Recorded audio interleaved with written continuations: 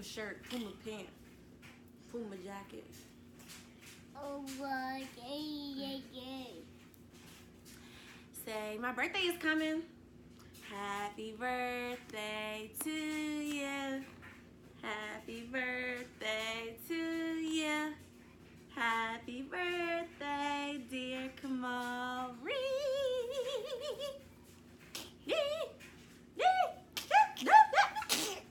Happy birthday to you. How old will you be? Say 1. Okay, we're done here. Hey y'all, I'm back. So I had to take Kamari to my friend's. Her name is Pam. And I've been studying all day for my exam on Saturday. So it's taken me all day to get back up here to finish this video.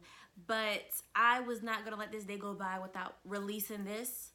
And my word for today is just do it. Just do it. I don't know who needs to hear that. I don't know who is afraid of doing something. I don't know who is allowing someone to intimidate them or their circumstances or situation intimidate them. But I encourage you to just do it. Instead of making a decision, we sit there and we say, what will they say? What will they think of me? If I do this, will I look stupid? If I do this, would I look dumb? Would I look like I don't know what I'm talking about? Would I look corny? We allow all these different questions and all these different fears and anxieties to run through our mind to keep us from making a decision. So we are left indecisive. We are left without doing anything. I remember there was a state Supreme Court justice at Regent. We always have attorneys and judges at our school. Some of them, many of them are on our faculty. So though it is a part of the culture, some people are held to a higher esteem, especially justices of state Supreme Courts. And so this lady was at our school, and after she had given her speech, we were going about our business, about to go to wherever we needed to go next. And I said, Jasmine, go up to her and talk to her. Go introduce yourself to her. Make that connection. I was so scared. I was so scared. And you can either do one of 3 things when you're scared. You can freeze. You can, it's called flight, like take off and go a different direction, or actually fight through it and respond and do the thing. So I was caught in between flight and freezing. I stood there, I stalled, I let everyone else, talk to her, those that actually went up to talk to her, because a lot of people didn't, because they probably felt how I felt. And I was just frozen. So then I said, you know what, forget it, it's not that serious. So I left, and that's flight.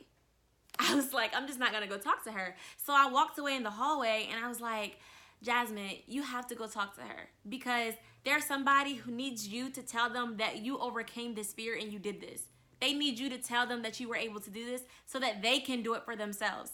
And when I tell y'all, that was the driving fact that made me go back in there. It wasn't even about the networking. It wasn't even about the fact that I could potentially get a job with her. She was I think she's from Texas. So it wasn't even about that. It was literally the fact that I had to overcome something that I was tremendously afraid of. And I did it. I went up to her, I introduced myself to her, and when I do things like that, I always try to ask a question, because people love to talk about themselves, and people love to pour into people who are younger than them, who are inexperienced. They want to pour out their knowledge. So I asked her, as a woman attorney, what are some of the struggles that you've had to overcome to get to your position of prestige? And mind you, another thing that I try to do, okay, let me just say this real quick. And if you're in a professional environment, they say that you should always have an elevator speech, your name, your year, and it's almost like you're stating what would be on a business card. Your name, your year, whatever you're interested in, whatever, you think you want to market yourself as, is what you say in your elevator speech, which I think is great. Sometimes, 1, it's not always appropriate, and 2, I honestly don't know what I want to do, honestly. So what I try to do if I really want to meet somebody is just find one thing that I have in common with them. And another reason I was discouraged from talking to her is because I'm like, this is an older white woman. I don't have anything in common with her. Like, there's no way we have the same experiences. There's no way there's anything that we have in common. And I'm just like, wait, we're both women. Like, we're both women, and she has children. And she said up there that her children are the most important thing to her. So I knew that that was an area that I related to her in. So when I went up to her after I introduced myself, because you don't want to just introduce yourself and say thank you. Like, that's not memorable. You want to say something that can be memorable. So when I introduced myself, like I said, I asked her about that. And she said one thing that she always tells her children, mind you, now she's giving me advice that she tells her kids, because that's her soft spot. That's what's important to her. She says she always tells them that they have to always be assertive, that they have to always say, take me off the bench, coach, I'm ready to go in. That's the analogy that she used, sports. And mind you, both of her kids are lawyers. Her husband is a doctor, but I guess they decided to go down the legal track. But she gave me that advice, and what she was saying was, she was telling her kids that they cannot wait for somebody to notice them and to call them up for a promotion or for the next level. They have to make themselves ready, willing, able, and just assert themselves. Here I am, and I'm ready to play. And basically, that's exactly what I just did to talk to her. That's what I did. I didn't wait for her to notice me. I didn't wait for somebody else to call my name. I went up to her and I introduced myself, and I told her, you know, that this thing was on my mind. This question was on my mind, and that's the first thing that she said. So it was just amazing to see how I allowed something that was a fear to channel me to overcome that fear and to talk to someone who was intimidating. I want to talk about my lovely locks for a second, because I was hesitant about locking my hair because I was afraid that going into the legal profession, with a profession that's primarily male, white dominant, that I would be instantly labeled, that I wouldn't be able to get a job, that I wouldn't be able to have these great opportunities because they would write me off based on the stereotypes that they associate with locks. I don't say dreadlocks because they're not dreadful to me. Like, I love them, so I call them lovely locks.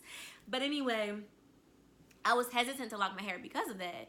And I just got to the point where I was like, no, I want to do it because, one, it's low maintenance, they're easy, I can just get up and go. And then also, it is a beautiful representation of my ethnicity. It represents who I am. It represents where I come from. It's just a big part of my DNA. To me, that's how I view locks.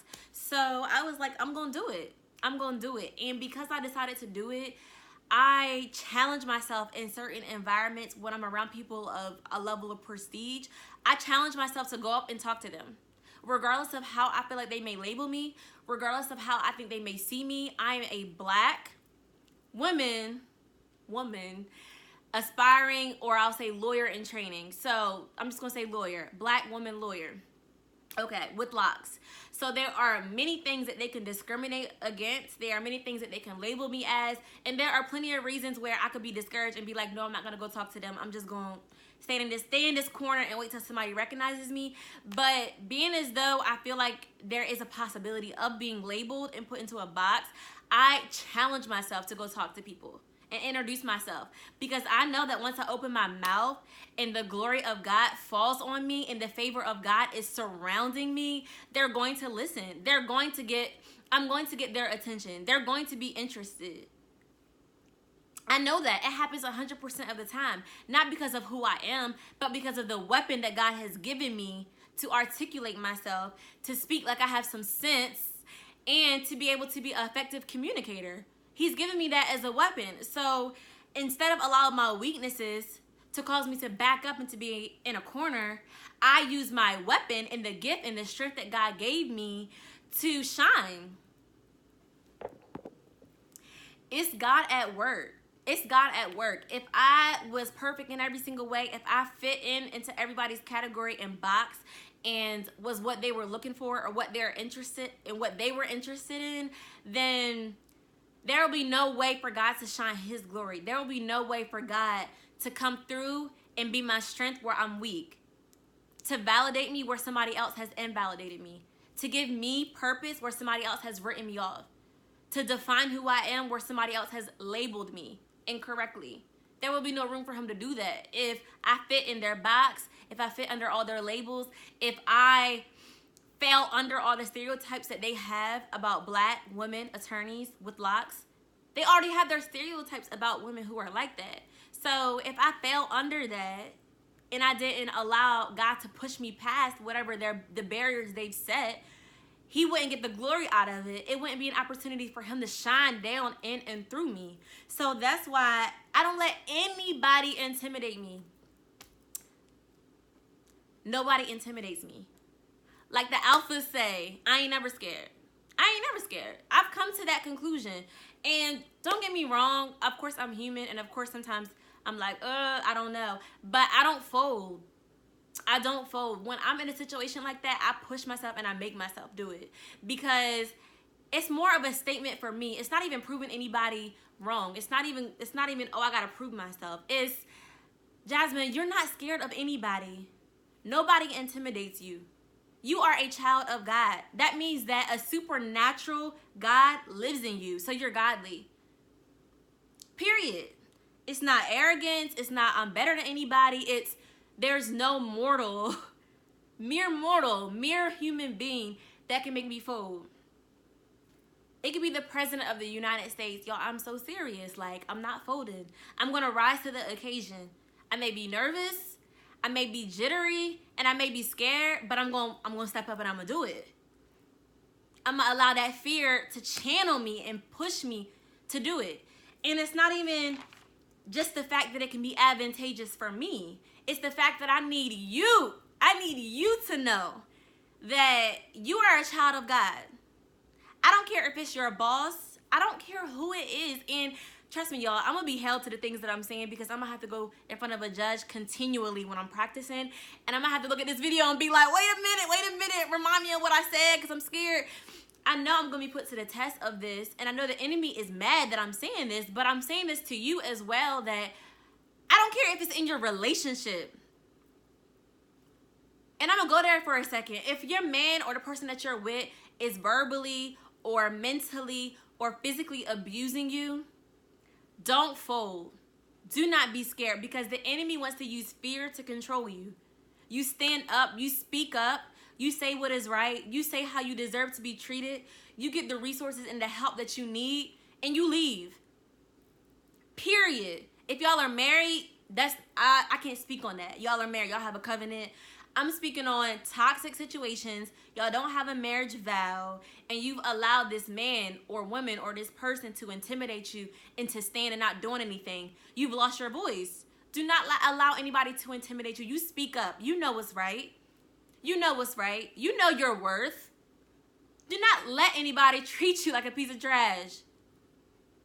You're God's creation. He's seen you worthy enough to create you. And he's seen you worthy enough to give you a mouth to speak, so use it. Don't let anybody make you fold. And that's just that. That's just that. When you're around somebody who have all this stature and titles and names, mind you, I'm always around people like that. And I mean, you should be because you want to level up and you want to potentially be in that platform, in that position. So you should surround yourself with people who are like in all these great positions and levels and doing all these great things. You always should surround yourself by people like that, but you never should be intimidated by them. They may have different assets and qualities and experience and education than you. They may know a lot more than you. Sometimes we can be intimidated by what somebody knows. I don't care. You take the little piece of knowledge that you have, you take the gifts that God has given you, and you use it. You use it. You don't got to showboat it. You don't have to prove it. All I'm asking is that you use it and that you don't fold. I ain't never scared, okay? So that is what I have to say. Just do it, whatever it is. And the thing about it is we all have an inner conscience. And if you're saved, you have a conviction. So I'm just affirming something that you already have inside of you. You already know what that thing is that you're not doing, that you're scared of, that you're allowing to make you fold and be intimidated. You already know what it is. I may not. But the thing about it is I'm just confirming and affirming what you already know. And it's up to you whether you want to sit and fold and allow the enemy to make you cower in a corner or get up and do something. And here's the thing. They say that fear is false evidence appearing real. Okay, if it's false, that means that whatever you're scared of is not even true. It's imagination. You've completely created a whole fiction on what could happen or what would happen or what might happen when you don't even know. It's based on false facts. So, and that's what the enemy wants you to do. He wants to convince you that if you do this, then this is going to happen. And if you do this, then this is going to happen. When in actuality, he's afraid of what actually will happen when you step up and do what you're supposed to do. What's on the other side of you, pushing past that fear. He's afraid of it. So all he can do is be voices and thoughts in your mind to keep you in the corner. That's it. That's it. So I'm done. If you have certain topics or things that you're struggling with and you want to reach out to me, you can DM me. You can direct message me on Instagram. You can comment below in this video and tell me what you would like me to do a video. What you would like me to do a video on. And I know a lot of people say that, like, let me know what you want me to talk about. But my thing is, I want to address real stuff that we are going through. I want to address real things that you face on a daily basis. And if I see a lot of people struggle with the same thing, I'm going to get up here and talk about it. That's it. So thank y'all for journeying with me. I'm done. I love y'all. Y'all already know. Subscribe, like, let me know what you would like me to talk about. Love y'all with the love of the Lord.